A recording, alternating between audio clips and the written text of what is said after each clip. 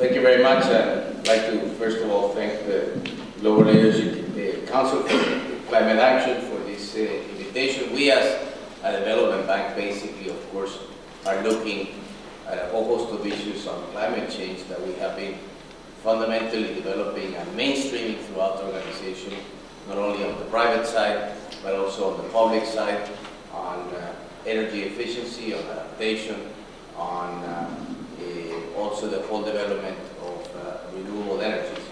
And in this regard, most of our countries and much of what we do is to adopt mitigation and adaptation measures, and as a member of the global community's efforts to set policy and to help mobilize new sources of finance. The way we do it, of course, like any development bank, is through policy dialogues, through policy-based loans for climate change, and technical cooperations. And the IADB also works with national finance and planning ministers to help set national priorities for action and assess needs for financial and technical assistance. We, of course, work with the Clean Energy Investment Framework at the global level and with the climate investment funds, and we have begun to do a number of projects in this regard. Actually, we will be distributing here, for everybody's knowledge, some of the actions that the bank has been taking, and this document will be available to all of you here. Let me just say a number of things of what we have been doing, really as an example in the case of Mexico, which is a good way to illustrate some of the things that we're doing. We supported the Mexican government through a policy-based loan and a package of non-reimbursable technical cooperation to strengthen the institutional and the regulatory framework for both mitigation and adaptation to climate change.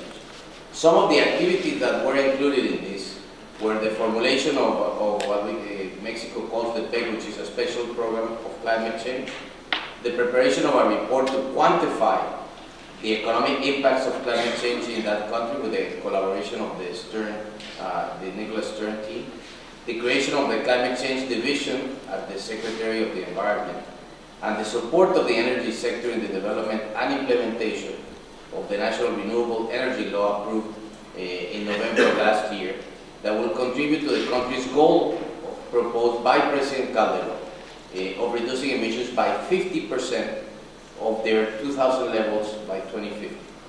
Secondly, we also led the formulation of Mexico's Renewable Energy Investment Program, already approved by the Trust Fund Committee of the Clean Technology Fund.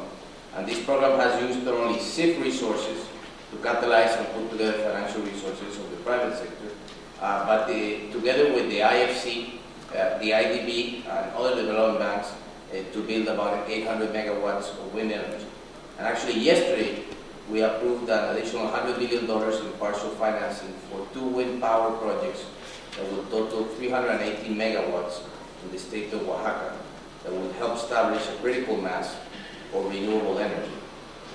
So these are some of the things that we have been doing. I know we're late in time, but I just wanted to show a case in point. We see everywhere in the case of baseline studies, for instance, that we're developing helping develop in Guyana for forest conservation, working very closely with Caribbean countries on the coral reefs, working also in increasingly the areas of renewables. Latin America, as you all know, is an area of the world that really most of its energy matrix still, at least on electricity, is hydro.